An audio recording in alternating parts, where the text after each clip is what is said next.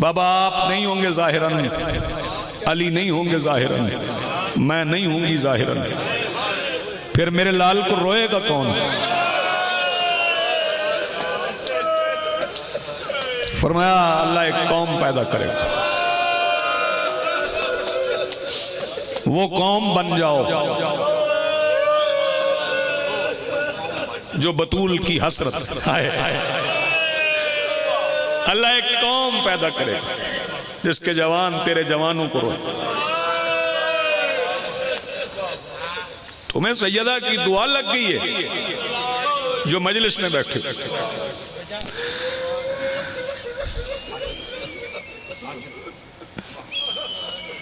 अच्छा सैयदा वो कौम आपके लाल को रोएगी तो फिर आप उस कौम को क्या देंगे?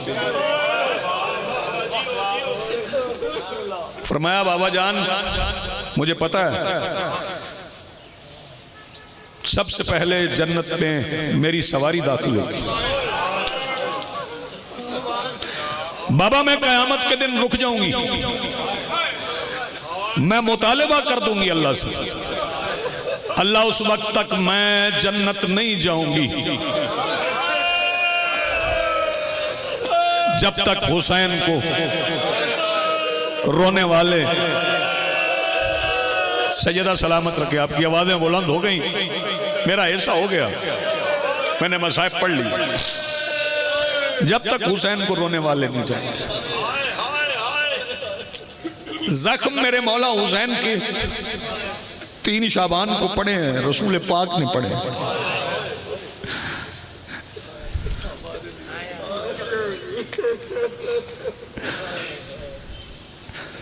शहजादी आई है तो सारा घर रोया। जब यकम शाबान को सैयदा तशरीफ लाई सारा घर रोया। सिसकियों में रो रहे हैं आप, खालिस गिरी है। लेकिन बताऊं शहजादी की अम्मा कैसे रोई है? सैयदा देर तक बेटी की कलाइयां चूम के रोती रही।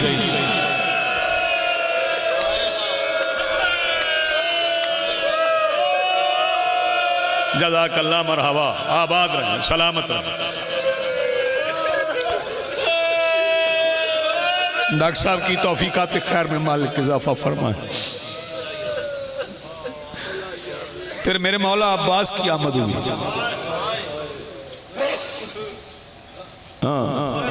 मौला अब्बास की आमद, मौला अब्बास की आमद कोई आम बात नहीं थी। ये बतूल के पोशीदा जनाजे के बाद अली के घर में पहली खुशी थी।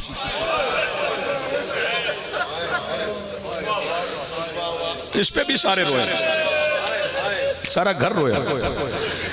रोने से जश्न खराब नहीं होते, ये कबूलियत की निशानी है।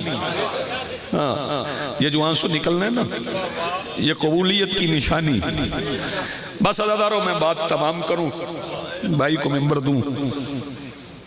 3 शाबान को आने वाला जिसके झूले से फरिश्तों को पर मिले, वो करबला में बेकफन था। जज़ाकल्लाह मरहबा, सुबहान अल्लाह। मालिक आपको अपनी औलाद के गम में न रुलाए।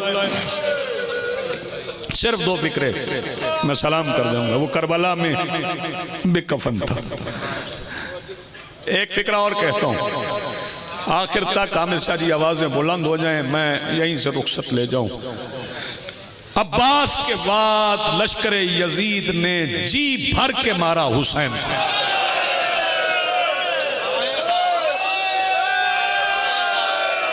जज़ाकल्लाह मरहबा, हो गई मेरे हिस्से की इबादत। खौफ ही उतर गए, जी भर के मारा मेरे मौला हुसैन को।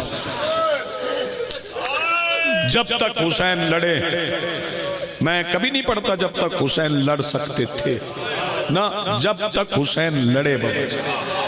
हाँ, फिर अचानक टूटी हुई पसलियों से उठा हुआ हाथ हुसैन की कलाई में आया और फरमाया, हुसैन वो बचपन का वादा वफा का।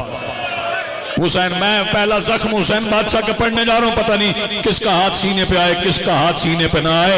हुसैन मां के कहने पे तलवार नयाम में रख रहे थे, अभी तलवार नयाम में आई नहीं थी कि जजर बिन कैस हरामजादे ने पहला नेजा हुसैन की पसलियों में। सैयदा आपको सलामत रखे, आबाद रहो, बिस्मिल्लाह, आबाद रहे। जल्दी गुजर जाऊं।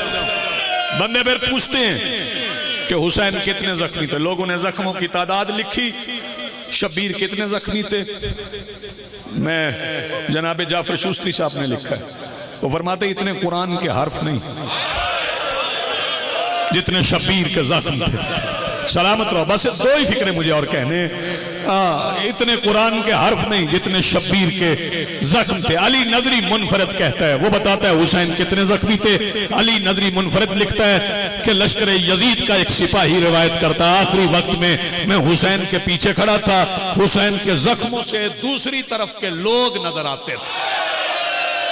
जज़ाकल्लाह, मरहबा, आबाद रहो। दूसरी तरफ, जी जी जी, मैं नौकर हूं। हुसैन के जख्मों से दूसरी तरफ के लोग नजर आते थे। अच्छा, फिर जब हुसैन शहीद हो गए, एक मिनट रुकना, एक मिनट रुकना, आखिरी फिक्रा सुनो। जब हुसैन शहीद हो गए, जब हुसैन का सर काट लिया, फिर यजीद की फौज ने नहीं मारा। बस यही आखिरी फिक्रा है, पता नहीं आप कितना रोएंगे। फिर जी जी, जिसने 3 शाबान जख्म का लगना सुना था, उसने 10 को लगता देखा कैसे। मलक अली रिजा साहब फरमा रहे हैं, जो 3 शाबान को जख्म का लगना सुन के रोती रही, वो 13 ज़रबे लगते हुए, हुसैन को तीर लगते हुए शब्बीर के करीब खड़ी थी, कैसे देखती रही। अल्लाह करे ये फिक्रा समझ सको। मैं बहुत देर हो गई, मैं जल्दी मेंबर भाई को दूं। हुसैन कितने जख्मी थे, मारना नहीं छोड़ा लश्कर यजीद ने। पत्थरों का ढेर सुनते हो ना, देर तक पत्थर भी मारते रहे। अब ये शहजादी खुद रिवायत करती हैं, शरीकतुल हुसैन फरमाती हैं कि आखिरी वक्त में जब खेमे जल गए थे, मैं करीब खड़ी थी। जब घोड़ों को नई खुरियां लगवाई गई, नई नाले लगवाई गई, शहजादी फरमाती मैं बहुत करीब खड़ी थी, पता नहीं किस बंदा के हाथ है जो सर पे ना आए। शहजादी फरमाती मैं इतना करीब खड़ी थी जब घोड़े दौड़े हैं। सैयदा फरमाती मैं इतना करीब थी जब पहला सुम हुसैन के सीने पे आया, मैंने जिंदगी में दूसरी बार पसली टूटने की आवाज सुनी। सैयदा पहली बार कब सुनी? फरमाया जब मेरी मां के पहलू पे। वसयअलमुल्लज़ीना ज़लमू अय्युमुनक़लिबिन यनक़लिबून वलानतुल्लाहि अलल क़ौमिज़ ज़ालिमीन।